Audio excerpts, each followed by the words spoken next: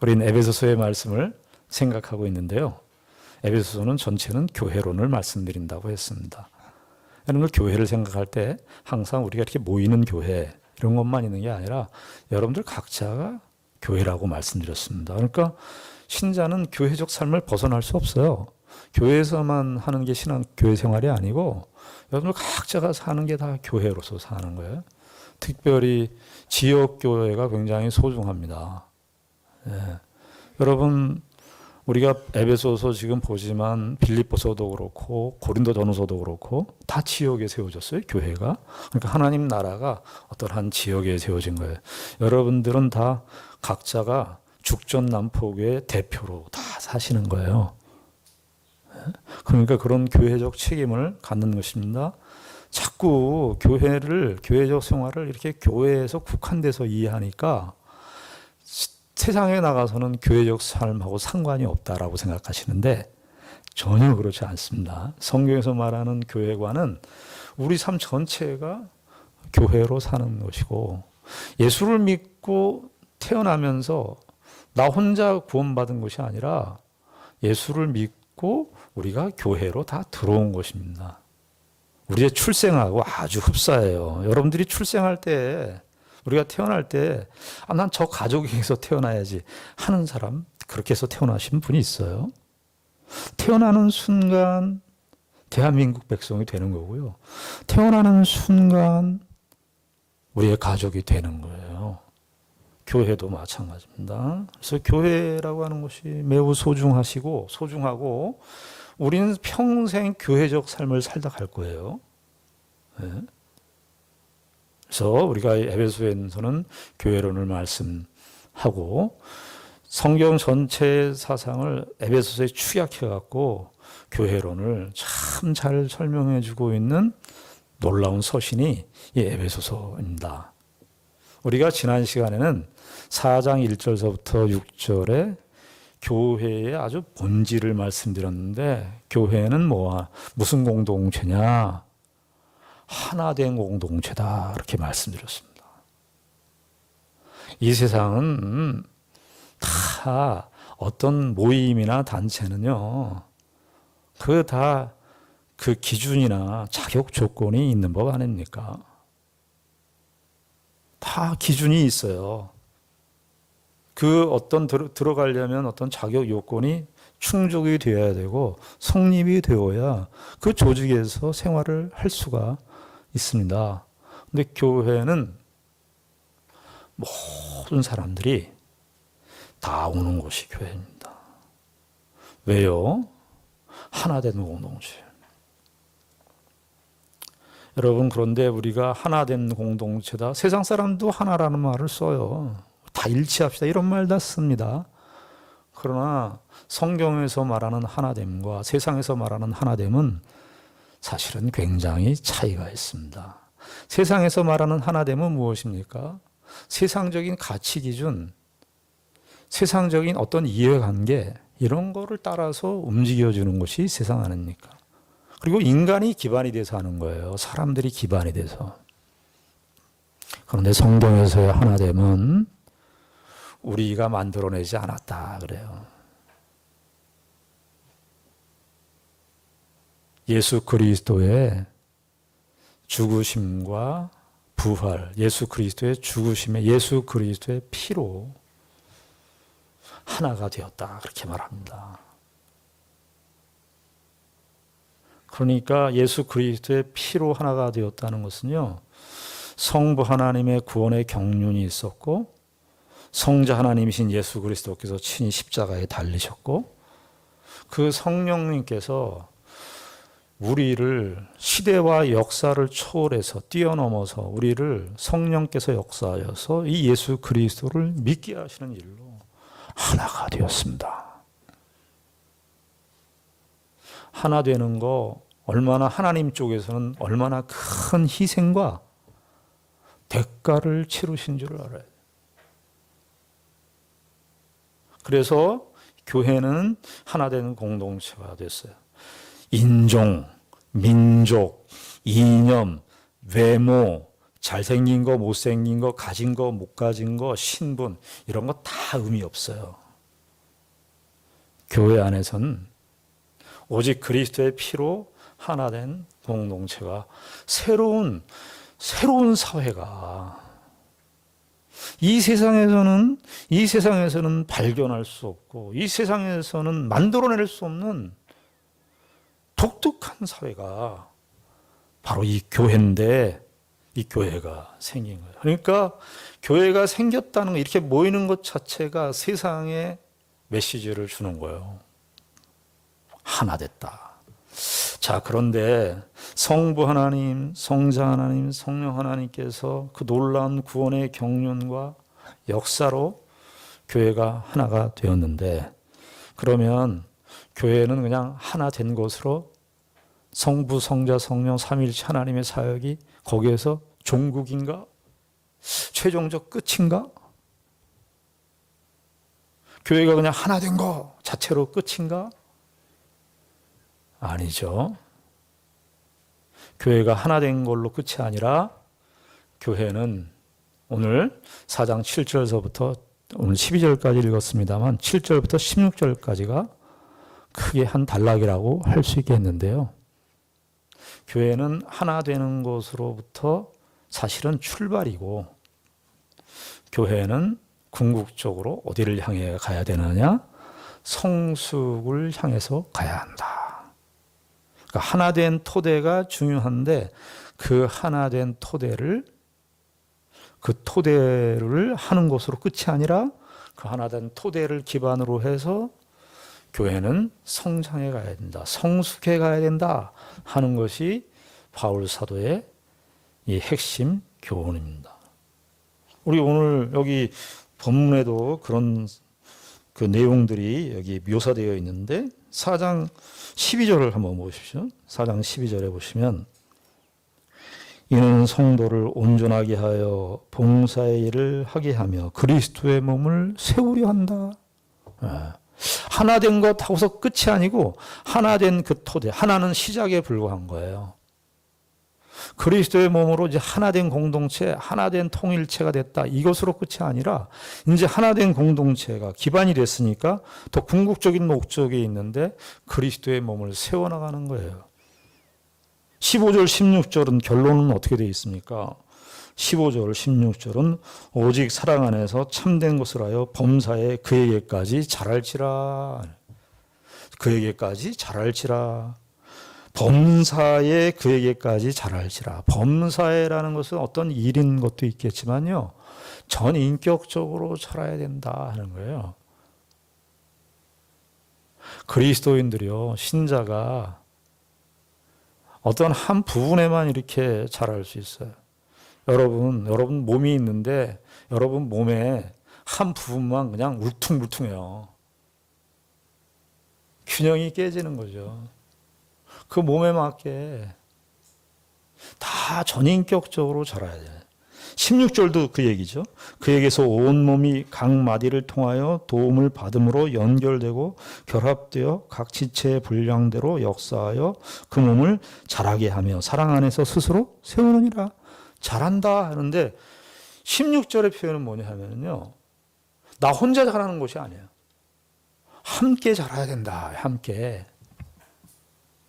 성도가 예수 그리스도로 하나 된 공동체로 우리 교회가 시작이 되는데 우리가 하나 됐다 이런 것으로 끝나는 것이 아니라 하나 된 공동체가 서로 모여서 무엇을 훈련하는 것이냐 하면 서로 함께 자라가야 된다. 함께 자라가야 된다.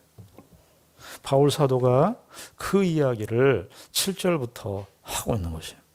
자, 그런데 교회가 하나 된 공동체가 그리스도의 장성한 분량까지 이르는 데까지 이렇게 자라야 되는데 제일 중요한 게 뭔지 아시겠습니까? 우리가 성숙한 공동체를 이루어 가야 되는데 하나 된 공동체가 됐는데 성숙한 공동체로 가기 위해서는요. 각 사람에게 하나님께서 주신 은사를 하나님께서 각 사람에게 하나님께서 인생의 의미와 가치와 여기 성경에서는 은혜를 주셨어요. 은사라는 말도 쓰고요. 은혜를 주셨어요. 각 사람 모두에게. 오늘 7절 말씀 보십시오. 7절 말씀 보시면 우리 각 사람에게 그리스도의 선물의 분량대로 은혜를 주셨다는 것입니다. 너무나 평범하고 우리가 많이 익숙한 그런 본문의 말씀이지만 사실은 매우 중요한 말씀입니다. 왜 중요할까요? 각 사람은 하나님과의 관계성 속에서 그리스도의 선물의 분량대로 예외 없이 모든 사람들에게 다 은혜를 준 대상이라는 겁니다. 이게 왜 무슨 사상을 배제하는 거냐 하면 우열주의를 배제하는 것입니다.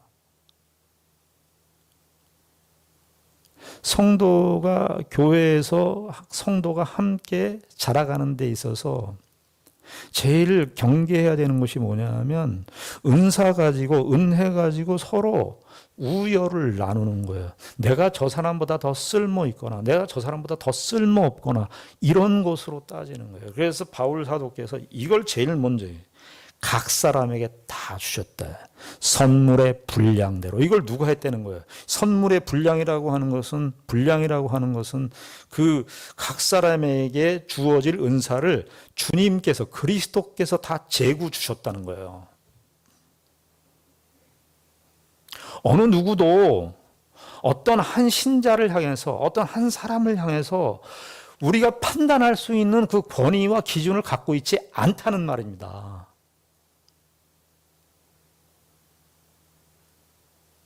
누구도 자기 자신에 대해서 내 인생의 존재와 내 인생의 가치에 대해서 누구도 판단할 권한이 없다는 거예요. 누구만 갖고 있다는 거예요? 그리스도만. 그리스도께서 분량을 재고 주셨어요.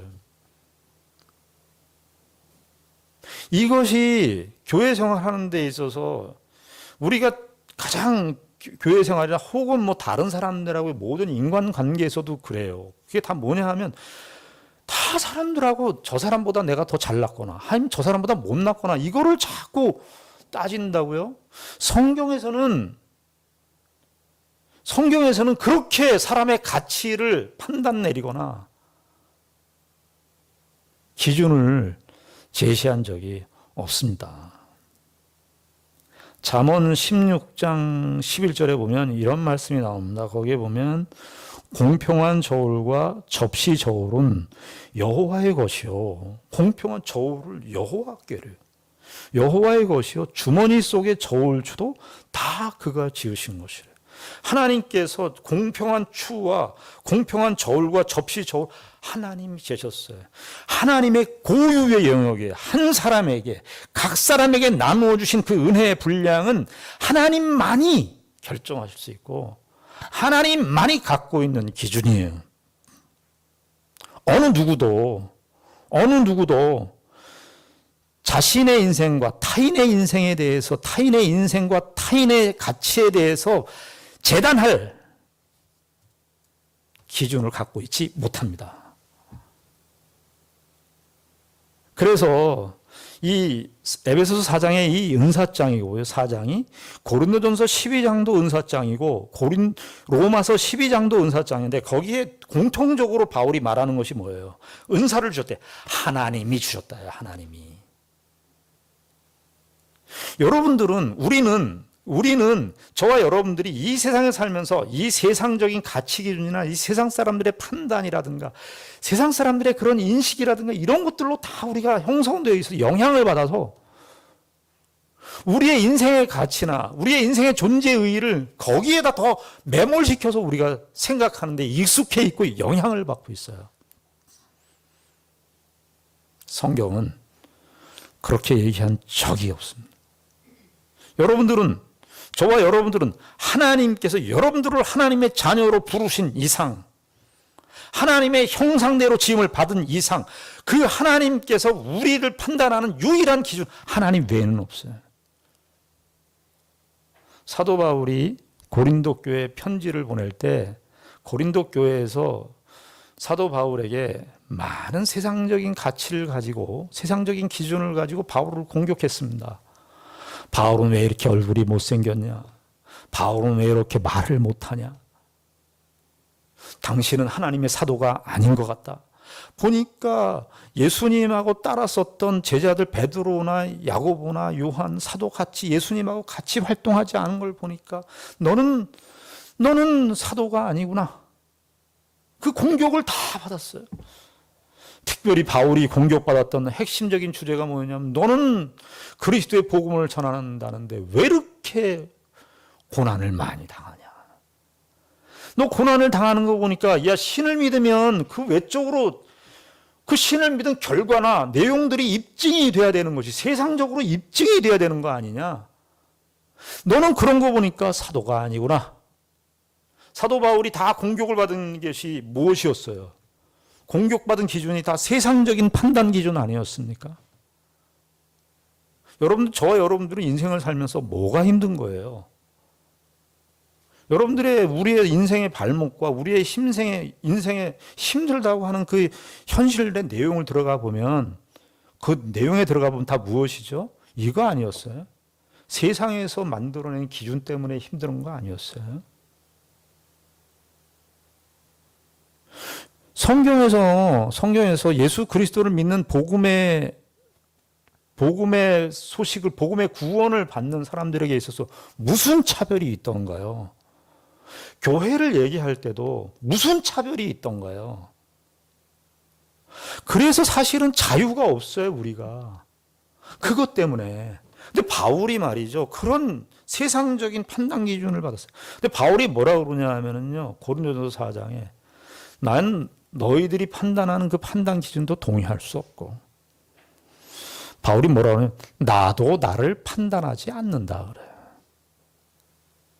여러분, 우리 인생이 우울할 때가 있어요. 인생이 어려울 때 힘들 때가 있어요. 만만치 않은 것이 우리의 인생인 거 압니다. 그런데 거기에 들어가 보면, 우울할 때 들어가 보면 무슨 느낌이 있어요? 스스로가 기준이 돼요. 내가 나를 판단하는 거예요. 내가 결국은 세상이 만들어 놓은 가치 기준이라든가 이런 표준이라든가 이런 질서 때문에, 이 기준 때문에 그 기준을 가지고 결국은 내가 영향을 받아서 스스로 나를 판단해. 그거 아니라는 거예요. 교회 생활하면서 또 혹은 우리가 폭을 넓혀서 신앙생활, 신앙 인생을 살아가면서 이것이 얼마나 우리의 발목을 붙잡는지 몰라요. 여러분들은 그렇게 교회 생활하면서 신앙생활하면서 지금 바울이 지금 교회를 이야기하는 거예요. 교회를 이야기하는 거니까 바울이 지금 염두에 두고 있는 거예요. 이방인 그리스도인들, 유대인 그리스도인들 다 신분적으로 뭐 다양한 신분과 민족적 그 배경을 갖고 있었던 그 사람들이 모여 있는데 바울이 지금 보고 있는 거예요. 너희들이 지금 말하는 그런 기준들은 아무 의미가 없어. 하나님께서 너희들을 예수 그리스도의 은혜로 부름을 받은 이상 너희들에겐 하나님께서 다 은혜를 주셨어. 너희들에게 좀 더 크게 얘기하면 너희만이 연출해낼 수 있는 인생의 가치와 인생의 의미를 너희에게만 줬어. 그거 잊지 마라. 근데 신앙생활을 하고 이제 그 교회 생활을 해보면은 이런 것이 더 무섭더라고요. 나는 저 사람보다 교회에서 나는 한 게 없는 것 같아. 난 그래서 쓸모없는 갭이야. 저 사람은 헌금도 잘하고 저 사람은 봉사도 뭐 열심히 하는 것. 나는 아무 역할도 없는 갭이야. 이게 제일 무섭더라고요.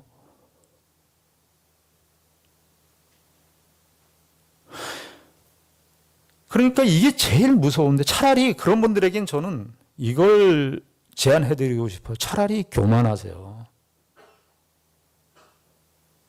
꿀릴 것도 없고 자랑할 것도 없지만 만약에 자꾸 꿀리는 식으로 자기를 스스로 확대하고 스스로 자기에게 매몰돼서 자기가 자기의 기준으로 자기를 가치 없게 평가하는 것에 대해서 그런 분들은 훨씬 더 교만하십시오.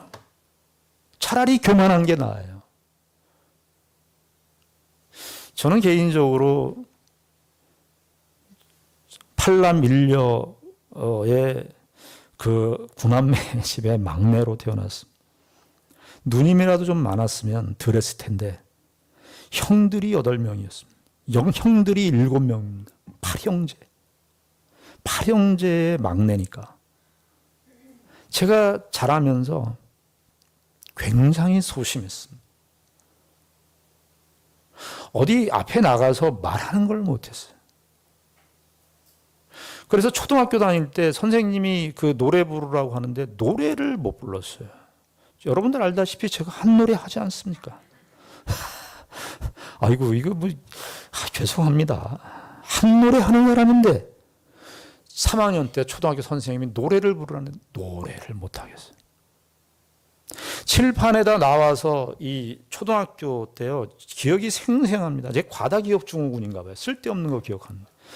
칠판에 나와서 그 물 흐르는 거 이렇게 곡선 그리는 거 있어요. 그걸 못 그리겠더라고요. 얼어가지고 선생님이 뒤에서 뒤통수가 더 의식이 되는데 손이 떨려서 제가 한동안을 제가 어떻게 목사가 됐는지 모르겠어요. 그래서 제가 전도사 시절에 합동신학교에서 설교학을 하는데 설교를 하는데요 떨어가지고 설교를 못 하겠더라고요. 떨어서. 그래서 설교를 어떻게 했냐면 하나님께서 이렇게 하신 줄로 생각이 됩니다. 성경은 이렇게 한 줄로 생각이 됩니다. 모기만한 목소리로. 근데 아주 신랄하기 짝이 없는 우리 남포교회 박용선 목사님께서 저한테 그 조언을 해주셨어요. 박 전도사는, 박정희 전도사는 앞으로 설교를 할 때 내 이런 설교를 감히 누가 어디서 누구에게 들을 수 있을까 하는 그런 자만심 가지고 하라고. 정신이 바짝 났어요. 그래서 제가 여러분 자신 있어서 하는 게 아니에요. 그때 그거 배웠어요. 확 나가는. 여러분 제발 삭지 마세요. 손자 스스로 그냥 막 난 왜 이 모양이니까 이거 가지 마세요. 제발.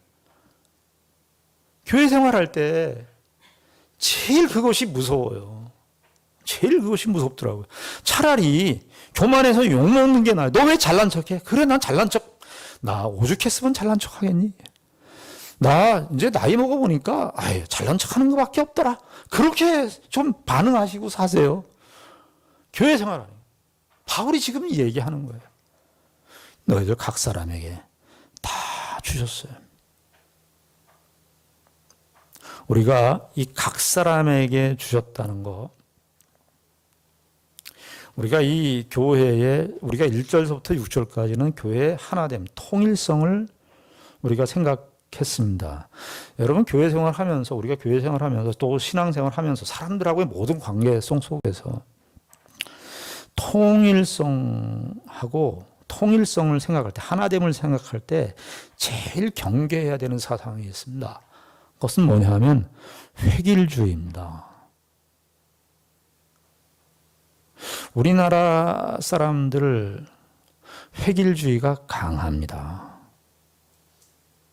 교회 안에서도 강하십니다.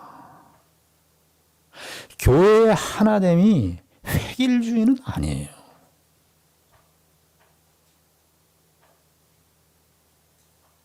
교회는 군대가 아닙니다. 그런데 사람들이, 우리나라 사람들은 이 한 사람 지도자에 의해서 일사불란하게 움직이는 그런 카리스마틱 지도자 리더십에 익숙해서 그런지 교회도 그렇게 생각해요. 교회에 대해서도 다 획일화됐으면 좋은 거예요. 다 제복을 입히고 일사불란하면 그것이 참 멋있어 보이는 것. 그렇지 않아요.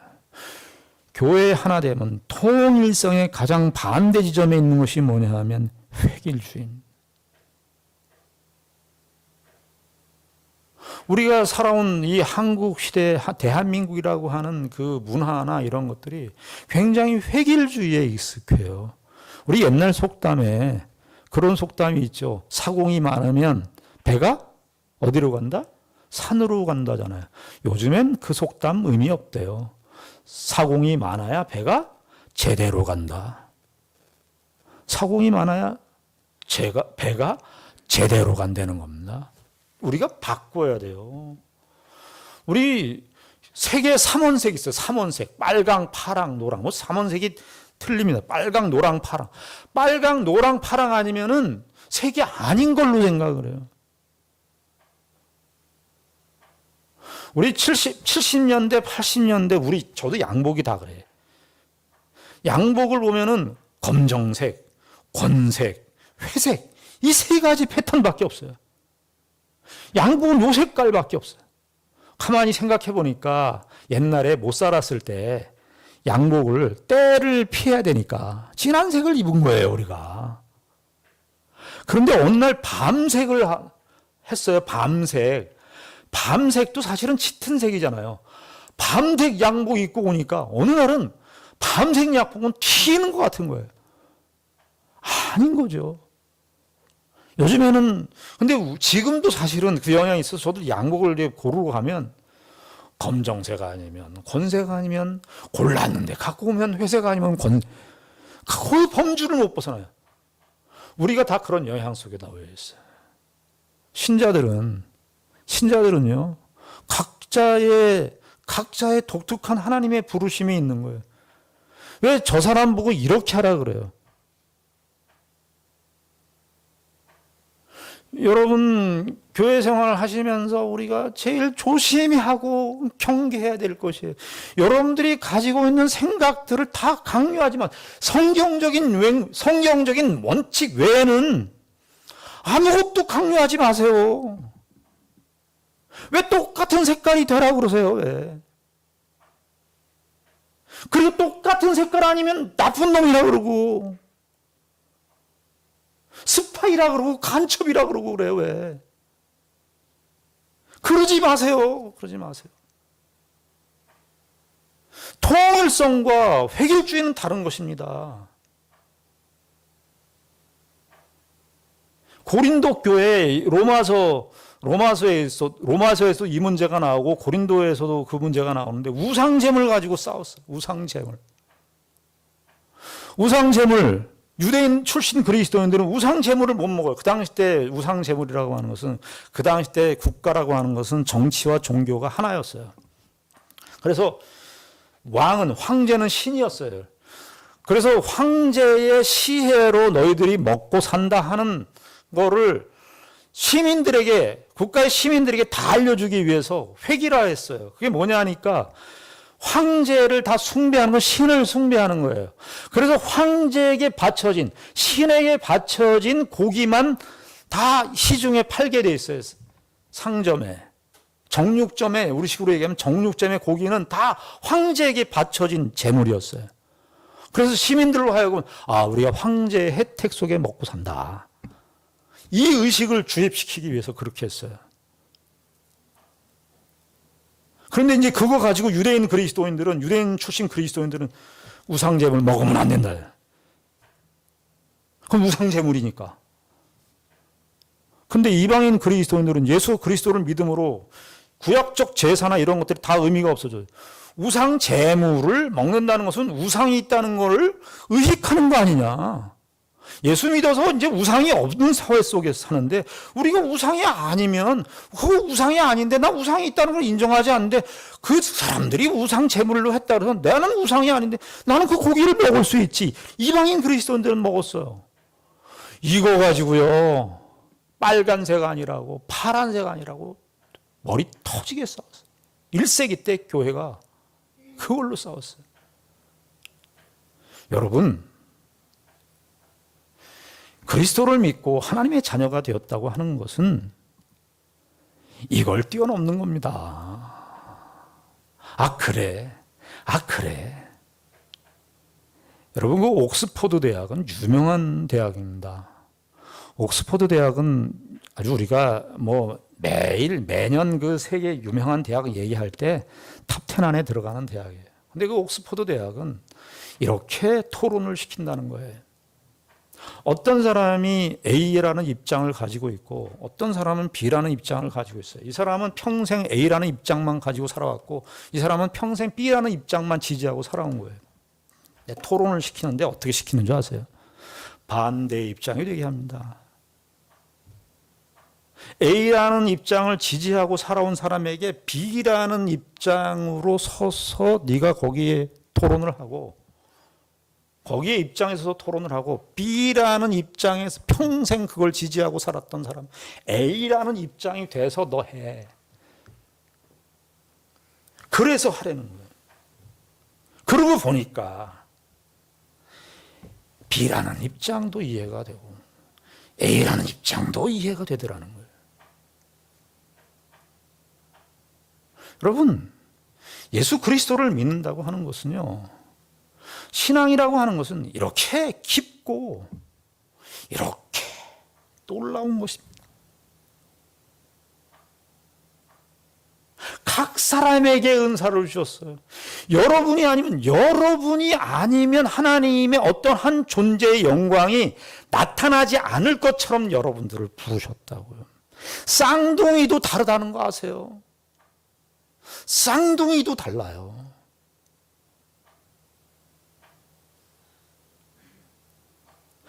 이거 얘기하는 거예요. 그래서 뭐라고 그러냐면 우리 각 사람에게 그리스도의 선물의 분량대로 선물의 분량 각 사람이에요. 이 7절부터 16절까지 제일 먼저 문장에 나오는 게 뭐냐면 각 사람이고 16절도 각 사람이에요. 각 사람에게 주셨다고요. 그리스도 안에서 예수 그리스도 안에서 삼위일체 하나님의 경륜 속에서 우리가 하나님의 은혜로 그리스도의 피로 하나가 됐지 그 외에는 다 각 사람이에요. 여러분들 그걸 배우셔야 돼요. 아, 색은 빨간색, 파란색, 노란색만 있는 게 아니구나. 빨간색 중에서도 다양한 빨간색이 있고 노란색 중에서도 다양한 노란색이 있고 검정색 중에서도 다양한 검정색이 있구나. 우리가 신앙생활을 하면서 저 여러분들의 인간관계 속에서 여러분들이 가진 잣대, 우리들이 가진 기준, 그거 하지 말라는 거죠. 누구도 그 기준과 잣대 노릇을 할 사람은 아무도 없습니다. 예수 믿는 사람은 그래서 진정한 의미에서 자유인입니다. 진정한 의미에서 자유인이에요. 아무나 오게. 교회 내를 한번 생각해. 교회 내에서는 또 어떤 차이도 있어요. 신앙의 수준, 신앙의 수준의 차이에 따라서도 다른 거예요. 그것도 잘 못하죠, 우리가. 이제 예수 믿고 신앙생활에서 기독교적인 용어도 잘 모르고, 교회에서 이게 써야 되는 용어인지 써야 되지 않아야 되는 용어인지 잘 모르고, 근데 우리가 그걸 교회 생활 오래 하시면 그걸 못 참아내셔요. 그거 하시면 안 되죠. 우리도 다 별일 없었는데 그 시야를 넓혀가는 거예요. 오늘 우리가 바울 사도의 이 교훈, 각 사람에게 하나님께서 나누어 주신 은사대로 주셨다. 우린 꿀릴 것도 없고 자랑할 것도 더 다른 사람보다 더 내가 낫다는 의식을 가질 필요도 없지만 저 사람보다 내가 더 못하다는 의식도 필요 없고 그리스도 안에서 하나된 통일된 성경적 가치 외에는 우리가 다 열려있는 자세로 포용하는 자세로 다 같이 다 함께 하나님의 교회를 이루어나가는 일에 우리가 다 폭을 넓히고 우리의 시선을 넓히고 하나님이 만드신 세상을 보세요. 얼마나 다양합니까? 여러분, 가을의 코스모스는 정말 아름답죠. 가을의 코스모스만큼 아름다울까요? 그런데 사실은 가을의 코스모스만 아름답습니까? 겨울에 코스모스도 아름답고 여름에 코스모스도 아름답고 봄에 코스모스도 아름답고 저는요 예전에 등산할 때 나무가 겨울 한겨울이 나무들이 진달래 나무, 개나리 나무들이 싹 그냥 벗겨졌어요. 그런데 싹 벗겨진 그 나무가 또 그렇게 멋있어요. 사람도 그렇습니다. 사람은 사람 하나로서, 그 사람 하나로서 정말 멋있는 거예요. 하나님의 은혜로 저와 여러분들이 다 그런 존재로 부름을 받았고, 하나님께서 저와 여러분들의 모든 정황과 역사 속에서 하나님의 풍성하심을, 그래서 바울 사도가 얘기해요. 만물의 충만함을 교회에게 허락하셨대요. 그리스도의 교회는 만물의 충만함이 숨쉬는 곳이에요. 만물의 충만함을 노래하는 곳이에요. 만물의 충만의 범위가 교회가 허락한, 하나님께서 교회를 허락하신 범위입니다. 여러분들, 우리가 이 그리스도 안에서 하나님께서 우리를 교회로 부르셨다고 하는 이 놀라운 가치, 놀라운 영광, 이 특권들을 확인하시는 귀한 은혜가 있기를 바랍니다. 기도하겠습니다. 하나님 아버지 은혜를 감사합니다. 우리가 다 하나님의 은혜로, 그리스도의 은혜로 하나님의 자녀가 되었고, 하나님께서 각자 고유한 존재로 각 사람에게 은혜를 주셨습니다. 우린 예수 그리스도 안에서 하나 된 존재이지만, 그런 통일된 교회이지만, 그러나 모든 각 사람에게 주신 다양한 이 은혜를 담는 공동체이기도 합니다. 아버지 하나님, 우리가 그리스도 안에서 누리는 이 풍성한 축복, 만물의 축복을 허락하시는 이 교회적 축복을 누리며 살아갈 수 있도록 인도하여 주시옵소서. 예수님 이름으로 기도드리옵나이다. 아멘.